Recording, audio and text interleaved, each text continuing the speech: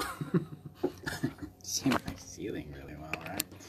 Hi guys. Got some piano singing going on in the background here.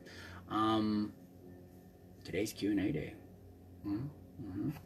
So I posted 3 options: feeling is healing, relationship compatibility, and your shoulds. Yeah, let's really see if we can get that camera to change a little bit. We'll just leave it. So we're going to address number 1, feeling is healing. This is a common cliche in the industry. You got to feel to heal, right? Now let's talk about some really important differences that come in with healing. Because a lot of times codependents and in general people think that healing equates to thinking about it or noticing it or analyzing it. Feeling, meaning healing, is the physical sensation, the physical experience about what's going on. Because one thing we, especially in the West, have completely misunderstood about emotions is that they're thoughts, they're labels. Like, oh, I feel angry. Well, yeah, we don't really know what that means, but if we get really honest with it, we start to understand that labels don't constitute emotion. Well, sensations constitute emotion. So what we feel matters. And to feel, in order to heal through feeling, we have to stop analyzing, labeling, and controlling what we feel and start giving space to it. I call that process holding. And that's a tool that I've posted before in the group. It's also one of the primary tools of the Calm course, where we learn how to make space and allow ourselves to feel the physical experience of our sensations outside of fixing it, judging it, trying to control it, get rid of it, or analyze it. That actually produces healing, because emotions are a biological experience. They're a cycle in the body. And when that cycle is interrupted by our thoughts or by some sort of external stimulus, it can't complete. And that's why the energy, the emotion, gets stuck in the body. So to feel means we gotta make space, allow it to be present with us, and then the healing will be the byproduct. It'll be the experience of it. We do not feel to heal. We feel because that's what's there. We love and honor and respect what's happening to us and for us. So that's what feeling the healing really means. There's people out there that'll argue with me on that, and I'll go down with it because there's a lot of experience, there's a lot of scientific data behind this. Now, holding space matters. I mean, holding space is a concept that Peter Levine was one of the first people I encountered with that concept, and then my own mentor, Robert Wu Duan, that's what we did most of the time, is just hold space and let things do their thing. So, okay, so relationship compatibility was the next one. This is a biggie because there's 3 aspects of compatibility. First is the attraction aspect. Am I attracted to you? Do I like what I'm looking at? Are you attracted to me? Do you like what you're seeing? Do we have chemistry?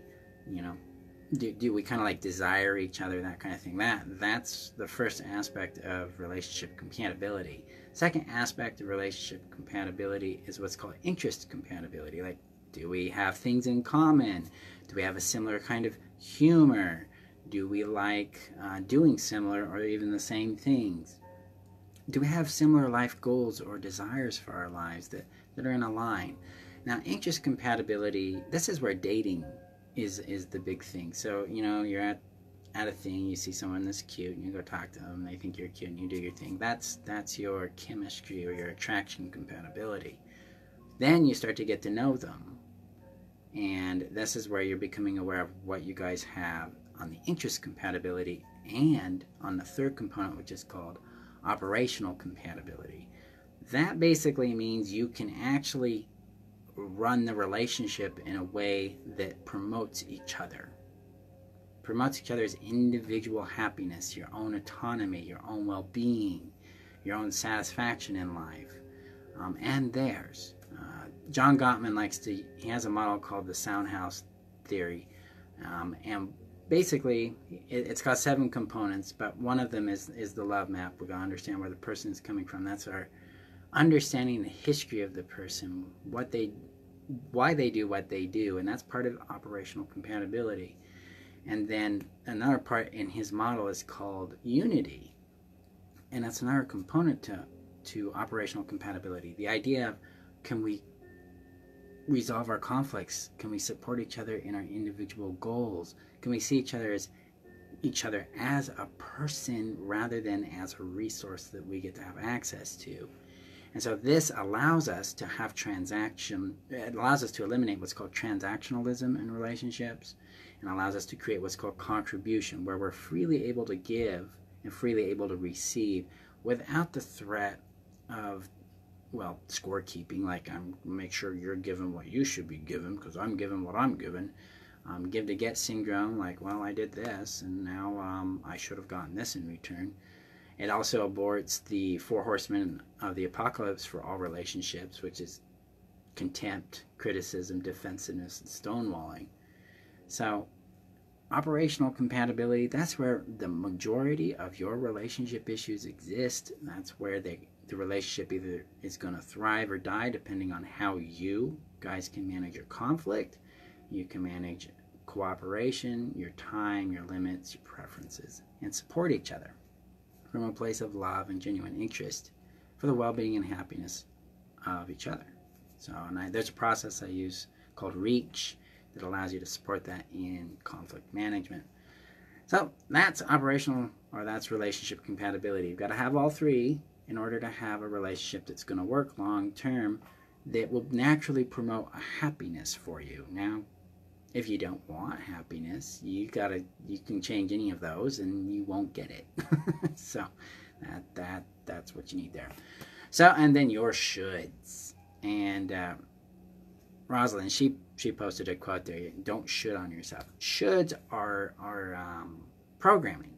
Anytime you have a should come up in your head, it's something that you've been told to do.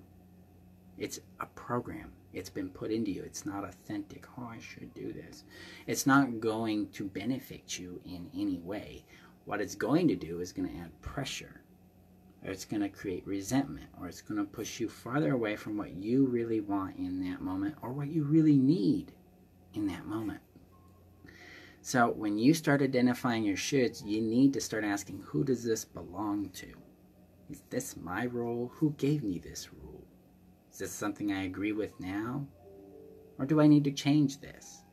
And if we can get honest with ourselves, and we can change it, then you can start having things you want to do, or that you need to do, or that you can hold yourself accountable for. It's like, well, I made this decision and I'm not doing it. Now I need to evaluate that and deal with it up front.